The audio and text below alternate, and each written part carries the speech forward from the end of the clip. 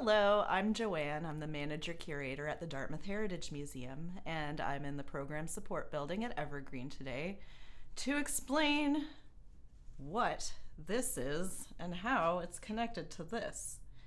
Some of you may recognize this item here. This is a corset worn by women from the mid 1500s all the way up until, well, even present day. Its heyday was really in the Victorian era, though, that the corset came to be. They used to be known as stays. They helped everything stay in place.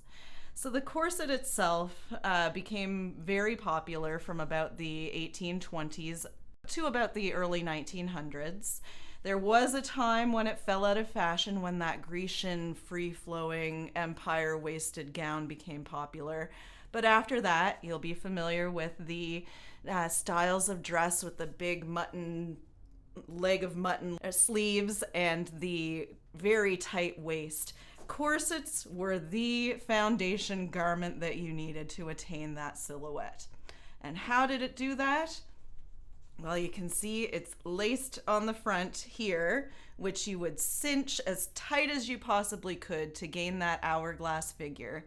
Now on the back of this one, we turn it around, you can see that it has clasps as well. This particular corset is from the Edwardian era, so from about 1901 onwards, this style of corset became fashionable because it has two ways of fastening. In the earlier days, in the earlier Victorian era, you often had a lady's maid who helped you get dressed, someone who could pull those strings as tight as she possibly could. Later on, that wasn't quite as common, and more ladies would be wearing the corsets like this to attain that figure. Another way that the corset helped you squeeze tightly into those gowns was the busk that would be across the front. In a typical corset that wouldn't have the lacing on the front, there would be a piece of wood or whalebone inserted into the front, and that would sit right across the lady's sternum. That had two functions. It helped the corset stay in place, didn't move around from side to side, and it created the posture that a lady was looking for, that straight up and down posture. Now, as I'm talking about the corset, you're going to realize that the activities that women took part in those days were very much affected by the clothing they wore. Obviously, girls weren't playing a lot of sports, riding bicycles, running around very much in those days, and that had a lot to do with the fashion of the time. You were expected to be prim and proper and standing up straight and maintaining that hourglass silhouette that was so popular in those days. So the busk would be across the center here to maintain that upright posture and to keep the stay in place, or the corset.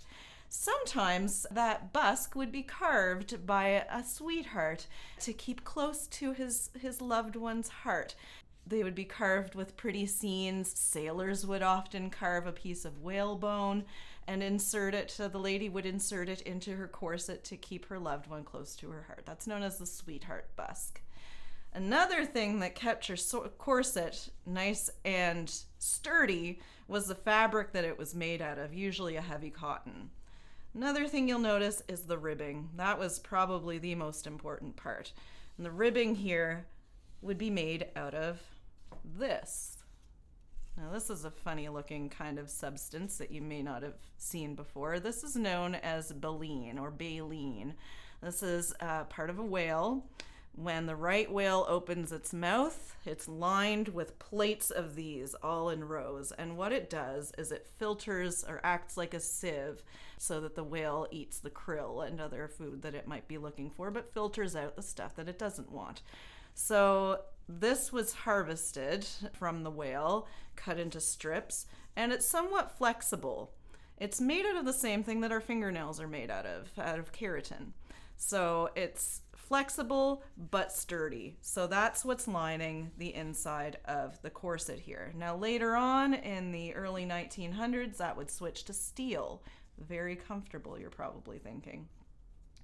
So the corset maintain that proper silhouette. In the early Victorian era, the corset was made to fit. You would go in, get fitted for it, and your lady's maid or seamstress would make one of these.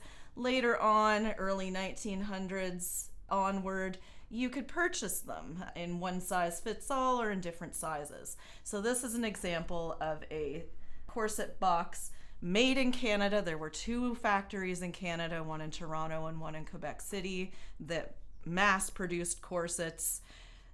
This is more the era that's focusing on the health effects of the corset. We're drifting away from the need for that tight silhouette for the sake of looking skinny and looking prim and proper. We're now moving to an era, early 1900s into World War I and World War II, where women were doing a lot more than just doing needlework and entertaining visitors in the parlor. We're talking about women going to work. They're driving cars, they're riding bicycles, they're much more active, going to work, that sort of thing. So the focus was more on still looking skinny. That never went away in women's fashion. There was always that need to look up to a certain standard.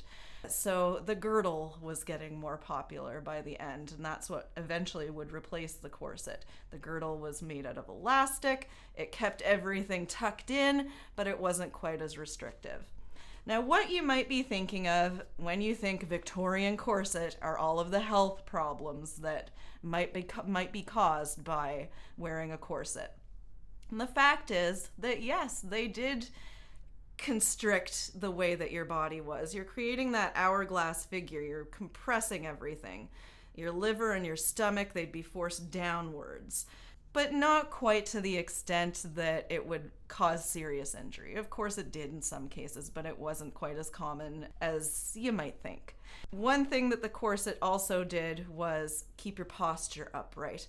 So maintaining that posture became a major selling point for later on corset manufacturers. That was part of the health and hygiene part of wearing a corset. You still wanted to have that upright posture.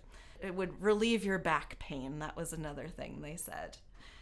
So the corset did help in some ways, but it did restrict in others. So whether you choose to wear a corset today as a fashion statement or to create a silhouette that you desire, that's up to you. Our fashion is not as constrained as it used to be. If you want to learn more about fashion throughout the era, visit the Dartmouth Heritage Museum and we'll be happy to tell you more. Thanks for watching.